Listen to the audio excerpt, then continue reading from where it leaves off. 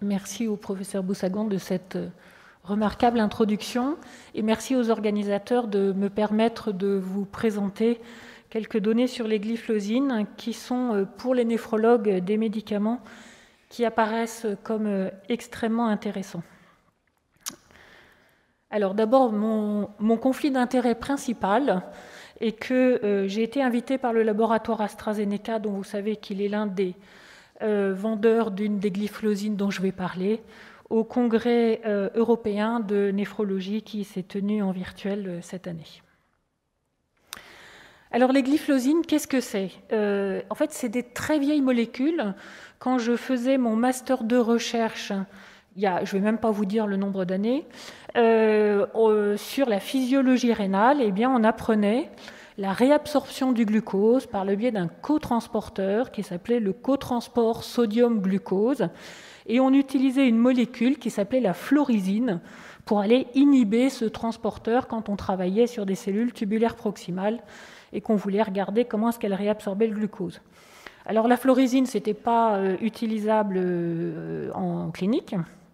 Donc les laboratoires pharmaceutiques se sont dit, c'est quand même une approche qui n'est pas inintéressante d'essayer de faire pisser le glucose, excusez-moi de ce terme un peu grivois, et ils ont travaillé sur la florizine pour l'améliorer et aller bloquer ce fameux transporteur cotransport sodium-glucose. Donc ils ont réussi à faire des molécules qui font effectivement éliminer du sucre dans les urines, c'était l'objectif. Mais ce qui est très intéressant pour nous et qui va probablement expliquer les effets qu'on observe aussi intéressants maintenant, c'est que comme ça inhibe le cotransport sodium-glucose, eh bien, ça va aussi inhiber la réabsorption de sodium. Et l'inhibition de cette réabsorption de sodium, en fait, elle a été observée dès les premières études sur les glyphlosines. Donc, je vous rappelle qu'elles avaient montré en gros une diminution d'à peu près 0,6% de l'hémoglobine glyquée. Dès ces premières études, on observait chez la plupart des patients une baisse du poids qui pouvait atteindre 3% et une baisse de la pression artérielle systolique à peu près comprise entre moins 3 moins 5 mm de mercure, mais qui pouvait atteindre moins 7 mm de mercure chez certains patients. Donc l'effet sel est certainement un effet extrêmement important des glyphlosines et la suite de leur histoire va nous confirmer ça. Alors cette baisse de l'hémoglobine glyquée de 0,6% a initialement été considérée comme finalement pas hyper performante et vous voyez que ces molécules finalement sont des molécules assez anciennes puisque leur première demande d'AMM ou de mise sur le marché en France, c'est 2012 pour la dapagliflozine. Pour l'impagliflozine, c'est 2014. 2013 pour la canagliflozine. Donc vous voyez que c'est en gros des vieilles molécules. Mais à chaque fois, ça avait été leur bénéfice, enfin leur intérêt avait été considéré comme peu probant, que ce soit en monothérapie ou avec toutes les associations. Et je ne vous ai pas mis la liste des autres associations. Alors, qu'est-ce qui fait que les glyphlosines sont aujourd'hui en pole position ? Tout le monde en parle, enfin, excusez-nous, dans la néphrologie, en tout cas, on en parle tous. Dans l'insuffisance cardiaque, on en parle tous. Qu'est-ce qui nous a fait changer de regard ? Eh bien, ce sont les études qui ne sont pas vraiment chez les diabétiques, enfin, qui ne portent pas sur le diabète ni le contrôle du diabète en lui-même. Alors, je vais vous montrer les résultats de 3 grandes études, même s'il y en a beaucoup d'autres, parce que c'est celles qui fondent un petit peu le changement de vision sur la glyphlosine. La première, c'est l'effet de l'impagliflozine sur la mortalité et les hospitalisations pour décompensation cardiaque chez les patients avec une fraction d'éjection abaissée, que le patient soit diabétique ou non. Donc vous voyez que dès le début de ces études, en fait, on commence à quitter le monde du diabète pour aller chez le patient sur une autre pathologie. Et ça, c'est celle de l'insuffisance cardiaque à fraction d'éjection abaissée, donc publiée dans le New England en 2020, 3730 patients qui avaient une insuffisance cardiaque de classe 2, 3 ou 4 de la NYHA. avec une fraction d'éjection abaissée à moins de 40% et qui recevaient de l'empagliflozine en plus du traitement recommandé. Je vous soulève ça, c'est un point très important. Dans toutes les études sur les glyphlosines qui nous font changer aujourd'hui notre vision sur ces molécules, les traitements reçoivent d'abord leur traitement de base. On vient d'insister sur les IEC. Surtout, n'oublions pas les IEC. C'est absolument crucial.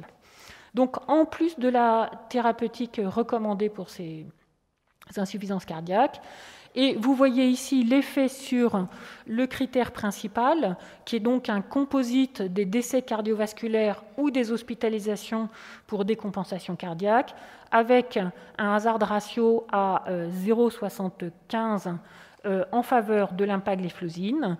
Et cet effet sur le critère principal est essentiellement mené par l'effet en fait, sur la prévention des décompensations d'insuffisance cardiaque, avec une réduction de 30% du risque de décompensation et d'hospitalisation pour décompensation cardiaque. Donc, première pathologie qui tout d'un coup est modifiée par l'arrivée des glyphlosines, c'est l'insuffisance cardiaque à fraction d'éjection abaissée. Il y a une AMM pour cette indication et les cardiologues ont été autorisés à prescrire les glyphlosines en deuxième position après les diabétologues au début de cette année.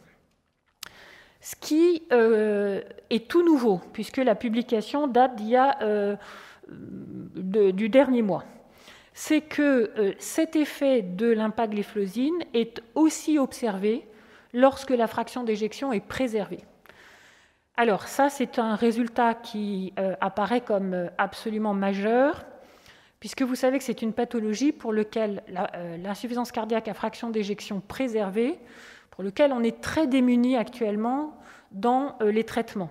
Et les traitements classiques, pour la plupart, n'ont pas réussi à montrer une efficacité dans cette situation.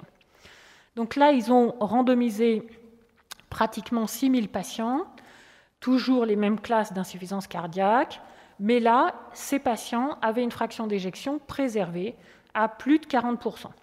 L'empagliflozine était donnée en addition des thérapies usuelles.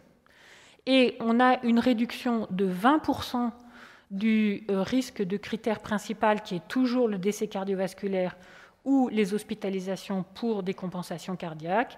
Et encore une fois, c'est surtout la prévention du risque d'hospitalisation pour décompensation cardiaque, dont la réduction est assez impressionnante avec cette molécule, puisqu'on a un hazard ratio à 0,73.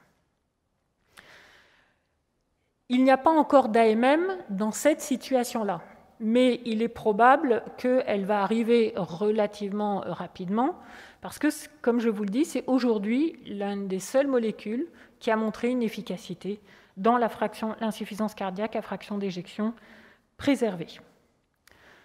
Donc la première situation qui a fait qui a augmenté l'intérêt sur les glyphlosines, c'est l'insuffisance cardiaque. L'insuffisance cardiaque, c'est un peu une histoire de sel aussi. Deuxième pathologie dans laquelle on ouvre grand les yeux, c'est l'insuffisance rénale. Alors, les études faites pour le diabète avaient été assez concordantes pour dire que les glyphlosines, globalement, diminuaient le risque de progression de l'albuminurie et semblaient avoir un signal positif sur la progression de l'insuffisance rénale. Mais on était limité par le fait que les premières études n'incluaient que des patients qui avaient une fonction rénale normale. Donc, dans cette population-là, le risque d'aller à l'insuffisance rénale est quand même beaucoup, beaucoup plus faible.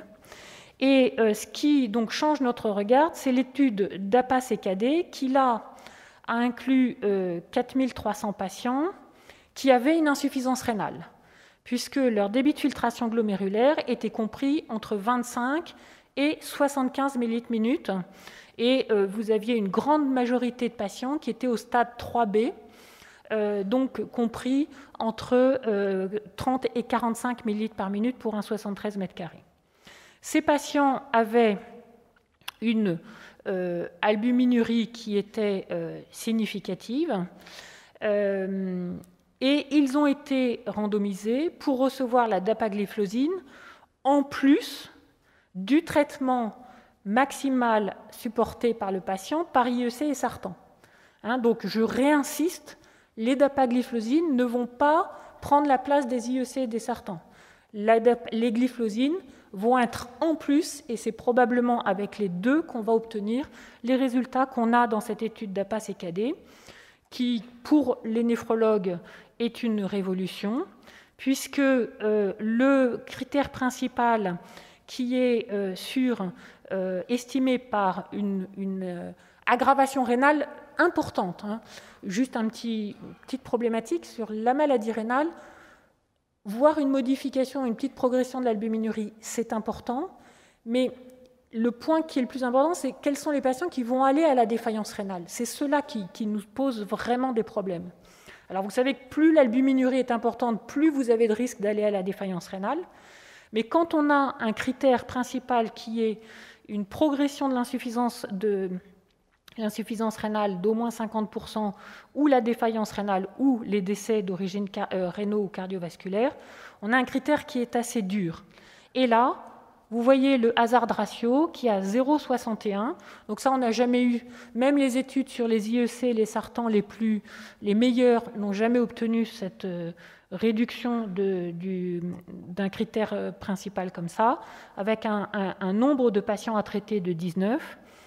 Et surtout, cet effet est observé que le patient soit diabétique ou pas. Donc dans cette étude, à peu près un tiers des patients n'étaient pas diabétiques et on avait un effet qui était observé chez ces patients. Ensuite, l'étude avait une étude secondaire préspécifiée qui se focalisait sur les patients les plus atteints avec une maladie rénale de stade 4, donc là, franchement avancée. Et même dans cette population déjà très avancée en termes de maladie rénale, vous voyez qu'on obtient une réduction du risque de progression de la maladie rénale et du critère principal. Donc ce sont des résultats qui changent complètement le point de vue du côté néphrologique. Un petit point important, qui est que l'introduction du traitement par glyphlosine s'accompagne initialement d'une diminution de la fonction rénale. Elle a été observée dès les premières études. Là, je vous ai mis juste les courbes dans l'étude sur l'insuffisance cardiaque à fraction d'éjection diminuée et dans l'étude d'APA-CKD. Mais cet effet hémodynamique est un petit peu comme celui qui est observé avec les IEC et les sartans. Il s'accompagne en fait ensuite d'une modification hémodynamique bénéfique à long terme. Comment est-ce qu'on l'explique ? En fait, dans la situation du diabète, l'hyperréabsorption par le cotransport SGLT2 conduit à une diminution du sodium qui arrive au niveau de la macula densa, et ce bas sodium dans la macula densa va conduire à une vasoconstriction de l'artériole afférente. Lorsqu'on donne un inhibiteur de SGLT2, on va avoir au contraire plus de sel qui arrive au niveau de la macula densa, ce qui va changer le rétrocontrôle tubulo-glomérulaire et, pardon, je vous ai dit des bêtises, on avait au contraire une vasodilatation de l'artériole efférente et grâce à l'augmentation du sodium dans la macula densa, on va réverser cette vasodilatation excessive. Si on utilise des sartans et des IEC en plus, on va contrôler la vasoconstriction qui est présente sur l'artériole efférente et donc on va revenir pour le glomérule à des conditions de perfusion qui sont beaucoup plus optimales et qui évitent l'hyperpression glomérulaire très délétère sur le long terme. Alors, cet ralentissement de la progression de la maladie rénale chronique, et c'est ça ce qui nous intéresse, nous, c'est que ça peut avoir un impact majeur de santé publique. Ici, une étude qui a été publiée en début d'année à propos des données issues de l'étude Crédence.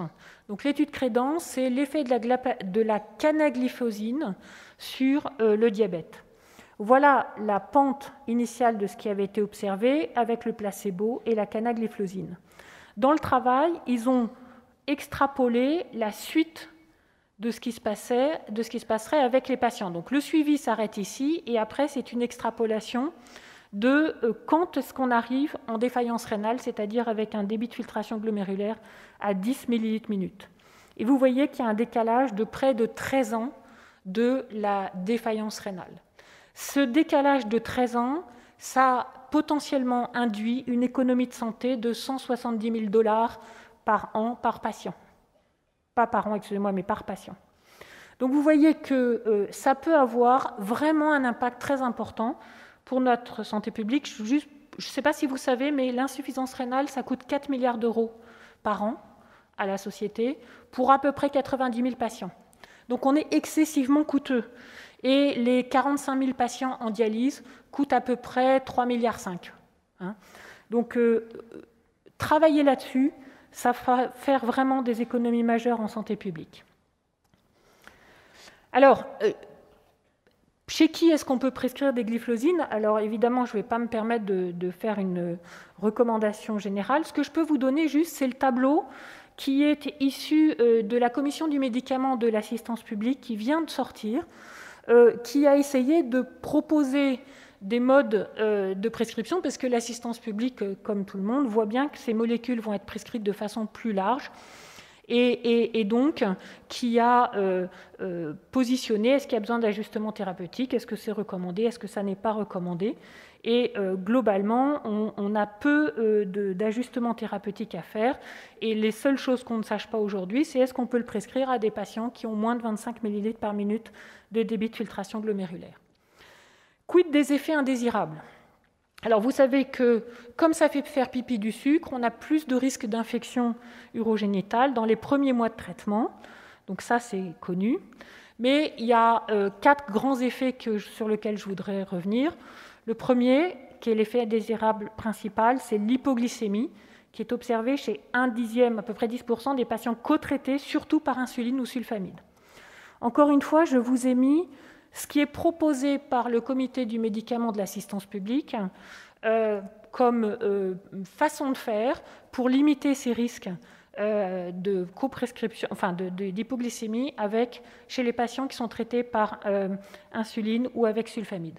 La question que nous avons aujourd'hui, et auquel je ne peux pas répondre, je vous le dis tout de suite, c'est quid de la glycémie et des hypoglycémies chez les patients qui ne sont pas diabétiques, chez qui on va le débuter pour une insuffisance rénale.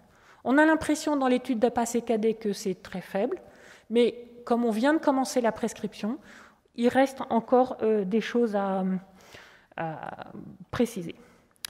Deuxième grand effet, celui-là, il est très important parce qu'il va être observé chez tous les patients. La perte sodée, qui est induite par les glyphosines, il faut la connaître parce qu'elle peut provoquer en fait des déséquilibres. Les patients vont être trop traités, surtraités par leur traitement antihypertenseur. Donc il faudra faire attention à ça et au traitement diurétique. Et troisième et quatrième effet, alors le quatrième complication, la gangrène de Fournier, elle semble très rare, donc je ne vais pas insister dessus. Mais le troisième effet est quelque chose sur lequel il faut être en préventif, puisqu'il y a des cas d'acidocétose, le plus souvent euglycémique. Et je pense qu'il est important de donner des messages aux patients chez qui on va débuter une glyphosine. Alors, ce sont des messages qui sont proposés par diverses sociétés savantes. Maintenez un apport hydrique adéquat. Ne suivez pas de régime sans sucre trop strict parce que c'est à risque de vous faire passer dans un métabolisme producteur de cétone. Ne supprimez pas de repas. N'arrêtez pas l'insuline. Et moi, ce que je dis à tous les patients chez qui je débute une glyphosine, en cas de troubles digestifs, vomissements, diarrhée, impossibilité de manger ou boire, vous arrêtez le traitement. Voilà, comme ça, au moins, on arrête le risque. Contactez votre médecin traitant et puis poursuivez votre surveillance glycémique et recherchez des cétones. Et puis, il est proposé que, mais ça, c'est les anesthésistes qui géreront ça, que le traitement soit arrêté de façon ponctuelle pendant entoure les interventions chirurgicales. Alors, les Canadiens nous ont proposé un mode d'emploi des glyphosines chez les patients qui sont diabétiques. Encore une fois, avec des effets attendus des glyphosines, les effets sur la perte de poids. C'est un outil qui me semble qui peut être utile, et j'ai tiré encore ce diagramme du document de la commission médicale de l'assistance publique. Voilà, je vous remercie de votre attention.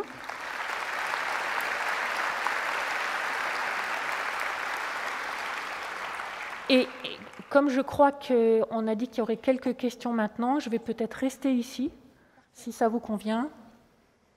On peut prendre quelques questions sur cette présentation. Bonjour, Roland Pêcheux de l'Université de Paris.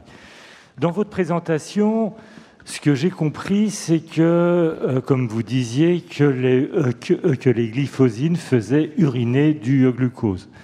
Dans mes études de médecine, j'ai appris que quand on pisse du glucose, on pisse de l'eau aussi avec. C'est pour ça que les patients se retrouvent en hypovolémie et qu'ils ont des hypotensions. Et donc, je suis étonné que j'ai l'impression, dans votre présentation, qu'on retrouve l'intérêt des diurétiques dans la diminution et la prévention de l'insuffisance cardiaque. Alors, je vous remercie de cette question, excellente question. Juste une petite précision, en fait, quand on peut pisser de l'eau, mais on pisse surtout du sel. Et l'hypovolémie et la baisse de la pression artérielle, c'est surtout le stock sodé qui est amélioré. Alors, effectivement, on aurait pu penser que, finalement, les glyphosines, c'est juste un diurétique parmi d'autres. La question qu'on a, c'est que les diurétiques sont étudiés depuis très longtemps dans l'insuffisance cardiaque et très longtemps dans l'insuffisance rénale. Et aucun n'a réussi à montrer une amélioration aussi importante. Même, par exemple, dans la fraction d'éjection, les études avec l'insuffisance cardiaque à fraction d'éjection préservée, pour l'instant, l'aldactone, qui est quand même un médicament clé de la prise en charge de l'insuffisance cardiaque, n'a pas montré d'efficacité. Donc on a un effet supplémentaire des glyphosines, et en fait c'est ça ce qui en ce moment est en train d'être travaillé. Il y a probablement plus que l'effet sur l'inhibiteur de SGLT2 tout seul. Il y a, ou disons, cette inhibition du SGLT2 conduit probablement à d'autres modifications, en particulier sur le métabolisme global énergétique du rein, qui probablement améliore la situation intracellulaire avec moins de stress mitochondrial, peut-être des améliorations aussi ou moins d'hypoxémie, cystie, parce que la cellule tubulaire n'est pas obligée de travailler dans les mêmes conditions. Et donc, c'est tout un pan de l'effet des glyphosines qui est en train d'être travaillé, parce qu'on est d'accord avec vous. Si c'était juste un diurétique, on n'aurait probablement pas ces effets-là. Mais ça explique les effets indésirables dont il faut se méfier. Et c'est pour ça que je pense que dans cette prescription assez large qui va probablement arriver, et en tout cas moi clairement maintenant, quand j'ai un patient qui est insuffisant cardiaque et insuffisant rénal, avec une volémie un petit peu augmentée, je sais que là, il va y avoir une place majeure des glyphosines, mais quand je débute le traitement, ce que je commence à faire maintenant, eh bien, je lui baisse un petit peu ses diurétiques et je lui dis on réadaptera la dose en fonction de l'état auquel on sera arrivé après l'équilibre obtenu avec la dapagliflozine. J'espère avoir répondu à votre question. Merci, je peux rajouter quelque chose. Je ne pense pas qu'on puisse éliminer l'effet du...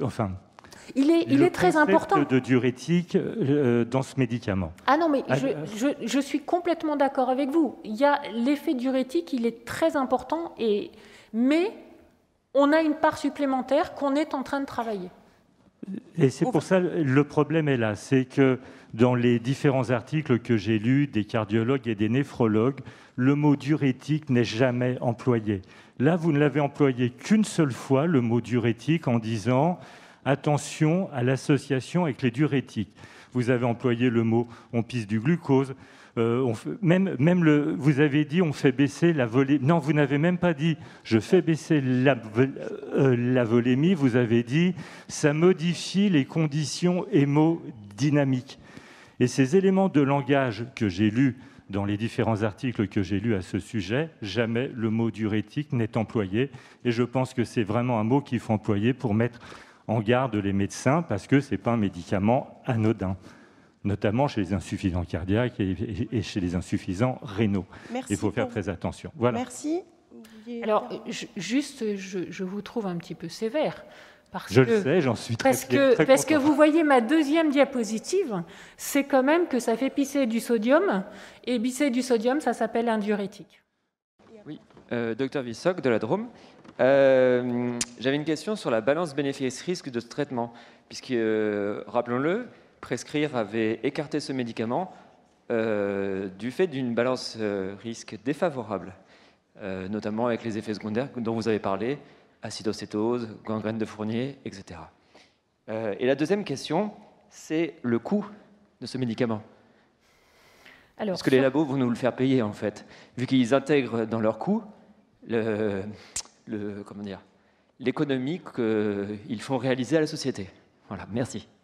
Alors, sur la balance bénéfice-risque, comme je vous ai dit, quand on travaillait que sur le diabète, je pense que c'était un médicament qui n'apportait pas des choses spectaculaires.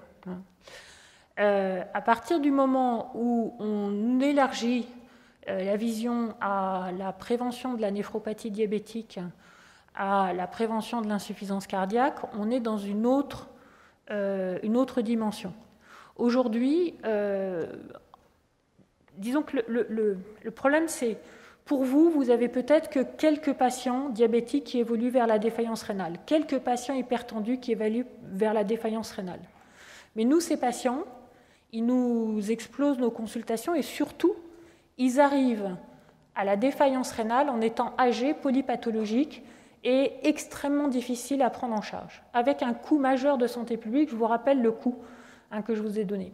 Donc, dans cette situation-là, un médicament qui va me permettre de décaler de 12-13 ans la défaillance rénale, il est, de mon point de vue, extrêmement intéressant. Alors, je ne suis pas du tout pour que ce médicament coûte cher. J'ai toujours prescrit le moins cher dans les médicaments, donc ça, c'est aux tutelles de faire une négociation de prix qui soit serrée, mais c'est clairement une classe médicamenteuse qui nous apporte quelque chose par rapport à une situation aujourd'hui où on est insuffisant. Je voudrais juste revenir sur ce qui vous a été dit au début. Ça ne servira à rien de mettre des glyphosines si vous ne mettez pas, excusez-moi, si nous ne mettons pas les IEC ou les sartans, si nous ne mettons pas les statines. C'est-à-dire que là, il ne faut pas se tromper. Et j'ai insisté, ces études n'ont donné ces résultats que parce que les patients avaient déjà le traitement qu'on recommande. Et donc ça, vraiment, ça c'est un message que je souhaite vous partager, c'est qu'il ne faut pas lâcher sur les IEC. Trop souvent, on a des patients qu'on voit en consultation et qui ne sont pas sous le traitement optimal pour prévenir la progression vers la défaillance rénale. Et les IEC sartans et les statines, je soutiens mais 300% le message qui vous a été donné tout à l'heure. Merci.